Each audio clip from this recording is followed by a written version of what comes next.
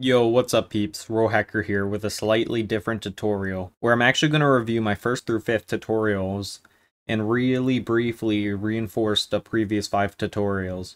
Personally, I believe that review and practice is very important when learning, as it allows you to re-engage with previously learned information as well as keep information fresh in your mind. That's why every 5 tutorials, I'm going to have this review video recapping what we've learned thus far. Also, this video will be a review of concepts and syntax, while my next video will be a bunch of challenge problems associated with what we relearned today. If you enjoy my format and methodology of teaching, please let me know in the comments down below. I would love to hear your feedback and learn what I can improve on in my tutorials. Anyways, let's begin.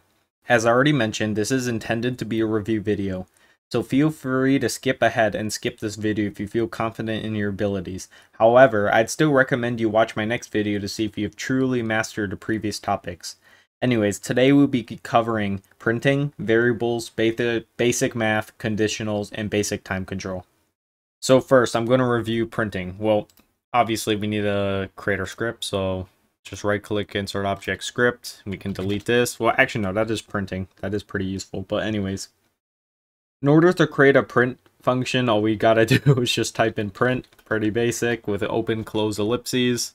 And inside of these print statements, we can put in strings and numbers values inside of it. So this is an example of a string, and this is an example of a number. It is important to note that having quotation marks are important, as 1 plus 1, printing 1 plus 1 like as a number, is way different than printing 1 plus 1 with quotation marks around it, as when I run this code, I gotta get rid of all of these, I gotta filter out all these junk.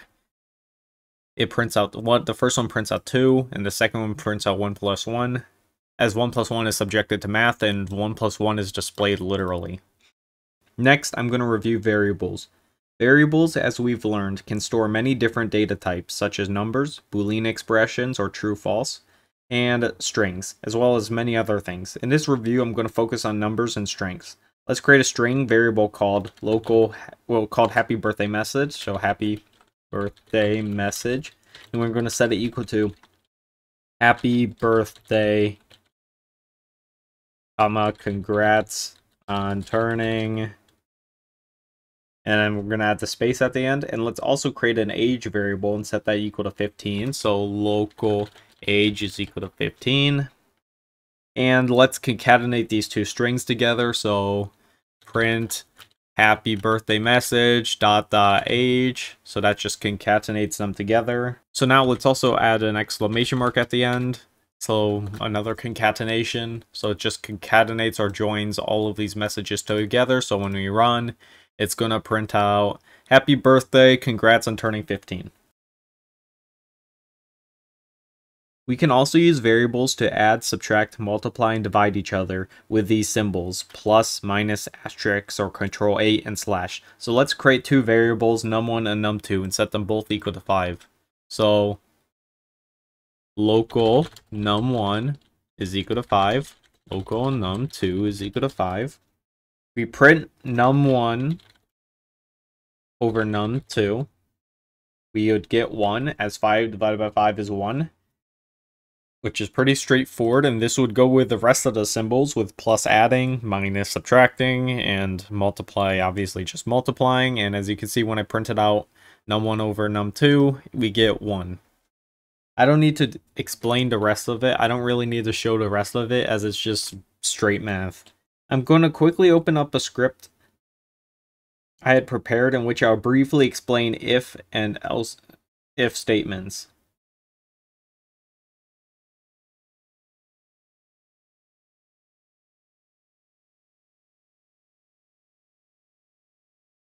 The if statement will run whether it deems the provided condition between the if and then to be true.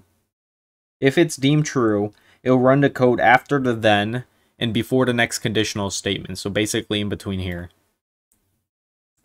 However, if it's deemed false, it'll continue down this chain and check the other else if statements, else if or else statements, to see whether or not they work or satisfy a condition.